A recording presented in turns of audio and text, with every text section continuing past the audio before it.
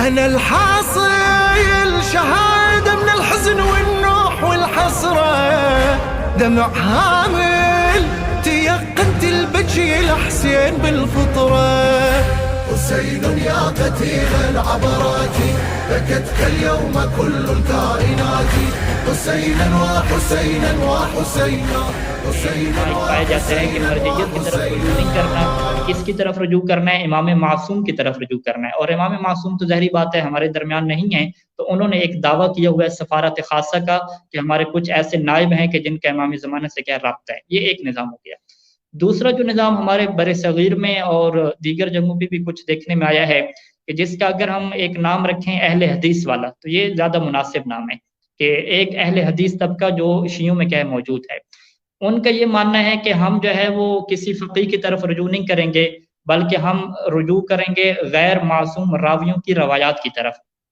ٹھیک ہے، وہ اسے کیا نام دیتے ہیں؟ وہ اسے نام دیتے ہیں کہ ہم جی امام معصوم کی تقلید کریں گے، ہمارے مراجع جو ہیں وہ امام معصوم ہیں. جب ہم ان سے پوچھتے ہیں کہ یہ جو آپ جس طرف رجوع کر رہے ہیں وہ کون ہے امام معصوم، تو وہ کہتے ہیں کہ ہم شیخ صدوق کی کتاب کی طرف رجوع کریں گے، شیخ طوسی کی کتاب کی طرف رجوع کریں گے، شیخ حر عاملی کی کتاب کی طرف رجوع کریں گے. تو ہم یہ سوال کرتے ہیں کہ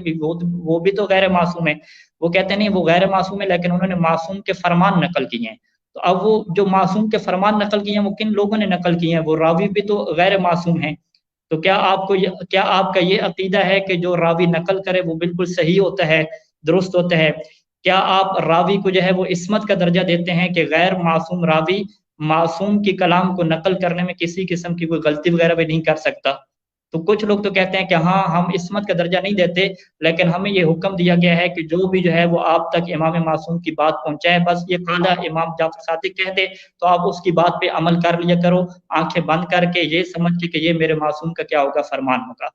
یعنی ان کے ہاں صورتحال ایسی بنتی ہے کہ جیسے ہمارے ہاں اہل سنت کے ہاں ہے کہ اصحابی کا نجوم، کہ میرے اصحاب جو ہیں وہ ستاروں کی طرح ہیں، تم کسی کی کیا ہے بات کی طرف چلے جاؤ تو تم نجات پا جاؤ گے. تو ان کے ہاں کیا ہو گیا کہ الرواتو کا نجوم، جتنی بھی راوی ہیں وہ ستاروں کی طرح ہیں، لہذا کسی بھی راوی کی روایت کے اوپر عمل کر لو تو تمہارا جو ہے وہ بیڑا پار ہو جائے گا اور تم کیا ہے درست سمت میں کیا چل نکلو گے. اب جب ہم ان لوگوں سے پوچھتے ہیں کہ روایات میں اختلاف ہمارے ہاں موجود ہے اور الکافی کا باب اختلاف الحدیث اس بات کے اوپر بہت بڑی دلیل ہے اور شاہد ہے، اور کتب اربعہ میں سے ہماری باقاعدہ ایک کتاب الاستبصار لکھی گئی کہ جس کا موضوع کیا ہے کہ ہر باب کے اندر مختلف قسم کی روایات کو جمع کیا گیا اور اس کے اوپر شیخ طوسی نے کیا ہے اپنا ایک رائے حل پیش کیا.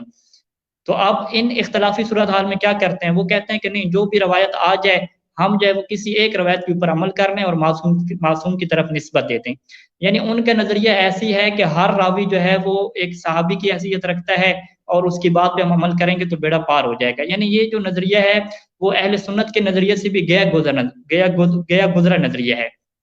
کیونکہ اہل سنت کے ہاں جو اصحابی کا نجوم ہے اس میں وہ کم از کم راویوں کو محدود کرتے ہیں اصحاب میں، یعنی وہ اصحاب کے جنہوں نے رسول خدا کی زندگی کو درک کیا ہو، یعنی فقط وہ والے راوی کے جو رسول خدا سے ملاقات رکھتے تھے اگر وہ نقل کریں تو ہم ان کی بات پہ بھروسہ کریں گے. جبکہ جو ہمارے شیعہ لوگوں کا الروات و نجوم والا نظریہ ہے، ان کے نزدیک فقط صحابی رسول بھی نہ ہو بلکہ جو ہے وہ کسی بھی امام کا صحابی ہو، بلکہ یہ تحقیق کرنے کی ضرورت بھی نہیں ہے کہ وہ صحابی تھا بھی یا صحابی نہیں تھا، چاہے وہ مجہول نام ہے، بس وہ قال معصوم کہہ دے تو آپ آنکھیں بند کر کے اس کے اوپر عمل کر لو. یعنی ان کے مطابق پریکٹیکل اگر ہم دیکھنا چاہیں تو صورتحال ایسی ہوگی کہ اگر آپ کا دل کرے کبھی کوا بریانی کھانے کا تو آپ وہ والی حدیث لے لیں کہ جس کے اوپر راوی نے کیا کہا ہے کہ ہر قسم کا کوا کیا حلال ہے، اور اگر آپ کا دل کرے خرگوش کھانے کا تو آپ وہ والی حدیث لے لیں کہ جس کے اندر راوی نے کہا ہے کہ خرگوش کھانا کیا حلال ہے.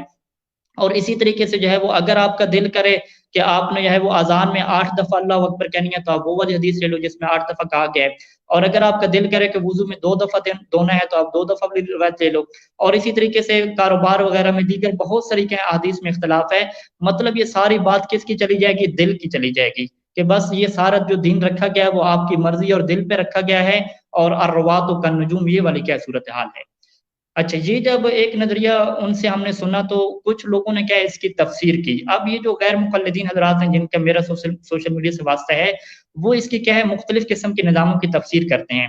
مثال کے طور پہ پہلی تفسیر اس میں یہ ہے کہ ہم بھی جو ہے وہ ایسا نہیں کہتے کہ ہر راوی جو ہے وہ صحیح ہے، ہر راوی کی ہم بات مانیں گے، الروات و النجوم کے ہم قائل نہیں ہیں، بلکہ ہمارے نزدیک بھی کیا ہے اہل علم ہوتے ہیں اور ہم اہل علم سے جا کے رہنمائی لیتے ہیں. یعنی وہ کہتے ہیں کہ آپ لوگ ہمارے اوپر ایسے خام خواہ الزام لگاتے ہو کہ ہم جہلوں سے دین لیتے ہیں، بھی ہم بھی تو اہل علم سے پوچھتے ہیں، ان سے جا کے دین لیتے ہیں۔ تو میں نے کہا پھر یہ تو رجوع ہو گیا اہل علم کی طرف، اس کا مطلب کیا ہے کہ آپ بھی تقلید کرتے ہیں؟ کہتے نہیں نہیں یہ تقلید نہیں ہے، یہ رجوع ہے، ہم اسے تقلید نہیں کی۔ میں نے کہا چلیں یہ لفظوں کا فرق ہو گیا، پوچھ تو آپ اہل علم سے رہے ہیں، کہتے ہیں ہاں یہ ہے، لیکن وہ کہتے ہیں کہ ایک فرق ہے ہمارے نزدیک، ہم اہل علم سے جا کے جو ہے وہ روایت پوچھتے ہیں، اس سے ہم یہ نہیں پوچھتے کہ روایت کا ترجمہ کیا ہے یا روایت کا مفہوم کیا ہے یا روایت کا مطلب کیا ہے، ہم روایت پوچھتے ہیں۔ تو میں نے کہا اچھا جب روایت پوچھتے ہیں تو اہل علم کے جب اختلاف ہو جائے، کچھ روایت سے کیا سمجھ رہا ہو، کچھ روایت سے کیا سمجھ رہا ہو، تو آپ پھر کیا کرتے ہیں؟ انہوں نے کہا کہ آپ کیا کرتے ہیں؟ میں نے کہا ہمارے نظام مرجعیت میں یہ ہے کہ اگر فقہا کا اختلاف ہو گیا روایت کے سمجھنے میں، شیخ صدوق علیہ رحمہ کچھ اور معنی نکال رہے ہیں، شیخ طوسی علیہ رحمہ کچھ اور معنی نکال رہے ہیں، اختلاف روایات میں ایک جو فقیہ ہے وہ ایک قسم کی روایت کو ترجیح دے رہا ہے، دوسرا کیا ہے دوسری روایت کو مان رہا ہے، تو ہمارے ہاں یہ ہے کہ جو عام بندہ ہوگا جس کو روایات کی معرفت نہیں ہے اور جو فقیہ نہیں ہے، وہ ان فقہا میں سے جو قابل ترین فقیہ ہے اس کو تلاش کرے گا، اور اہل علم لوگوں سے پوچھے گا کہ کون سا اس میں سے ایسا ہے کہ جو سینئر ہے، قابل ترین ہے، جب اسے پتہ چل جائے گا کہ یہ ماہر اور قابل ترین ہے تو وہ اس کی بات کے اوپر بھروسہ کرے گا، وہ اپنی درمیان میں سائنس اور اپنی عقل کو لے کر نہیں آئے گا، وہ کیونکہ کہے گا کہ میں حدیث وغیرہ کو نہیں جانتا، وہ کہتے ہیں ہاں ہمارا اس میں آپ کے ساتھ اختلاف ہے، ہم یہ کہتے ہیں کہ تمام صاحبان علم اور تمام فقہا جیسے شیخ صدوق علیہ رحمہ، شیخ طوسی علیہ رحمہ اپنے اپنے دلائل پیش کریں گے، جب یہ سارے اپنے دلائل پیش کریں گے تو ہم ایک عام بندے کو یہ اختیار دیں گے کہ اب آپ جو ہے وہ اپنی عقل سے اس کے درمیان جو ہے وہ فیصلہ کرو کہ کون سا ٹھیک ہے اور کون سا غلط ہے،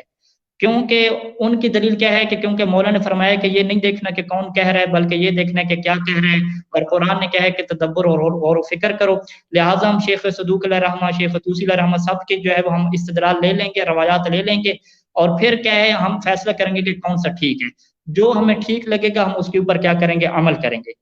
تو میں نے عرض کیا کہ ایک بندہ کہ جس سے جو ہے وہ عربی پڑھنی نہیں آتی، عربی ترجمہ کرنے نہیں آتا روایات کا، یا فرض کریں اسے عربی آتی ہے لیکن اسے روایات کی معرفت نہیں ہے کہ روایات میں عام خاص ہوتے ہیں، مطلق مقید ہوتے ہیں، تو آپ اسے کیسے اختیار دے رہے ہیں کہ وہ دین کے مسائل میں، قانون کے مسئلے میں جو ہے وہ فیصلہ کرے؟ میں نے اسے ایک مثال دی کہ فرض کریں ہم یہ مثال لے لیتے ہیں کہ پاکستان میں آپ کو کوئی قانونی مشکل پیش آ گئی ہے، تو کیا قانونی مشکل پیش آنے میں آپ یہ کریں گے کہ مختلف وکلاء سے آپ رجوع کریں گے اور ہر کسی سے کہیں گے کہ آپ جو ہے وہ اپنے دلائل پیش کریں اور قانونی مشاورت ہمیں دیں اور پھر جو ہمیں اچھا لگے گا اس کے اوپر عمل کریں گے؟ کیا آپ ایسا کریں گے؟ یا آپ کو وکلاء یہ کہیں گے کہ بھئی آپ کو پھانسی ہو سکتی ہے، مال آپ کا ضائع ہو سکتا ہے، کیس ہو سکتا ہے، لہذا خدا را اپنی عقل کو اور اپنے جو ذاتی تجربے ہیں اس کو سائڈ پہ رکھو، اپنی جو گوگل کی تحقیق ہے اس کو سائڈ پہ رکھو، کسی ایک ماہر وکیل کو تلاش کرو، اسے فیس دو اور اس سے رہنمائی لو اور اس کے اوپر عمل کرو۔ میں نے کہا عقل مند حضرات کیا کہتے ہیں؟ عقل مند حضرات یہ کہتے ہیں کہ جب آپ کی جان کا مسئلہ ہو، جب بہت ہی سیریس مسئلہ ہو، تو آپ اپنی جو ہے وہ سائنس کو استعمال کرنے کی بجائے، اپنی جو نیم عقل ہے اس کو استعمال کرنے کی بجائے آپ ماہر ترین فرد کو تلاش کریں اور اس کے اوپر بھروسہ کریں، یہی چل رہا ہے۔ تو میں نے کہا ہمارے یہاں تو یہ ہے کہ جس بندے کو حدیث کی معرفت نہیں ہے، حدیث کی شکوں کا علم نہیں ہے، حدیث کی ساری کتابوں کا مطالعہ نہیں رکھتا، وہ کیا کرے گا؟ ایک 9 سال کی بچی بالغ ہو رہی ہے، 15 سال کا بچہ بالغ ہو رہا ہے، اور وہ بندے جو پڑھے لکھے نہیں ہیں وہ افراد کہاں جائیں گے؟ آپ تو چلیں ابھی فقیہ بن گئے ہیں، آپ کو روایات کا سب کچھ پتہ چل گیا، جب آپ فقیہ نہیں بنے، پڑھ رہے تھے، اس وقت آپ کہاں پہ جائیں گے، کیا کریں گے؟ کہتے نہیں نہیں ہمارا یہ ہے کہ ہم خود جو ہے وہ غور و فکر کریں گے، یعنی بالفاظ دیگر کہ ہم جو ہے وہ فقہا اور صاحبان علم کے استاد بن جائیں گے، ہم استاد بن کے فیصلہ کریں گے کہ کس کس کی دلیل ٹھیک ہے اور کس کی کیا غلط ہے۔ اب اس بات پہ میں ان مومنین کو سمجھاتا رہا کہ یہ بات بہت غیر منطقی سی ہے، لیکن وہ اس بات کو قبول کرنے کے لیے تیار نہیں تھے، اور ان کے ہاں یہی تھا کہ ہمارا نظام یہ ہے کہ ہم بھی اہل علم کی طرف رجوع کریں گے، ان سے ہم دلائل پوچھیں گے، روایات پوچھیں گے، پھر ہم خود سے فیصلہ کریں گے کہ جو ہمیں ٹھیک لگے اس کے اوپر ہم عمل کریں گے۔ ایک مومن نے تو یہاں تک کہہ دیا کہ بھی آپ کے فقہا بھی تکے مارتے ہیں تو ہم بھی کیا ایک تکا مار لیں گے، چلیں ہم بھی ایک تکا ماریں گے، ایک روایت کے اوپر عمل کر لیں گے، وہ چاہے کوے والی روایت ہو یا مور کو حلال حرام والی، ہم بھی تکے ماریں گے۔ یعنی ان بیچاروں کو یہ بھی نہیں پتا کہ کیا چیز ہے اور کیا چیز نہیں ہے۔ اچھا میں نے انہیں مختلف مثالوں سے قائل کیا، میں نے کہا کہ ایک ایسا عامی بندہ، ایک ایسا عوام کہ اگر گھر میں باشعور افراد مشورہ کر رہے ہوں تو اس سے کہتے ہیں کہ ذرا تم اٹھ کے باہر چلے جاؤ، ہم نے کیا ایک سنجیدہ مسئلے پہ ڈسکس کرنی ہے۔ میں نے کہا وہ بندہ کہ جس سے گھر والے بڑے جو ہے وہ اپنے مشورے بھی نہیں بٹھاتے، باہر نکال دیتے ہیں، آپ اسے یہ اختیار دے رہے ہیں کہ وہ صاحبان علم اور فقہا اور محدثین کے درمیان آ کے فیصلہ کرے گا کہ کس کی بات جو ہے وہ ٹھیک ہے اور کس کی روایت کے اوپر جو دلیل ہے وہ ٹھیک ہے اور کس کی بات ٹھیک نہیں ہے. مطلب کہ ایک غیر منطقی قسم کی چیز ہے کہ جو قابل ہضم نہیں ہے. تو بس میں اپنی بات کا خلاصہ کروں کہ نظام مرجعیت ہمارے نزدیک واضح ہے کہ آپ اہل علم کو تلاش کریں گے. اگر اہل علم کے فتاوی میں اختلاف ہو گیا تو آپ اس میں سے جو سب سے زیادہ ماہر ہوگا آپ اس کی تلاش کریں گے اور اس کے فتویٰ کے مطابق عمل کریں گے، اور خود سے نیم ملا فی الدین بن کے خود سے اپنی تحقیق نہیں کریں گے اور دین کا کیا نقصان اور بیڑا کیا غرق نہیں کریں گے. اس کے جو متبادل نظام ہیں وہ دو طرح کے نظام ہیں. ایک جو ہمارے یہاں اہل عرب کے ہاں موجود ہے، نجف وغیرہ موجود ہے، وہ سفارت خاصہ کے نظام ہے کہ کچھ لوگ یہ دعوے دار ہیں کہ ان کے امام معصوم سے رابطہ ہے اور وہاں سے وہ آپ کو کیا شرعی حکم بتلاتے ہیں.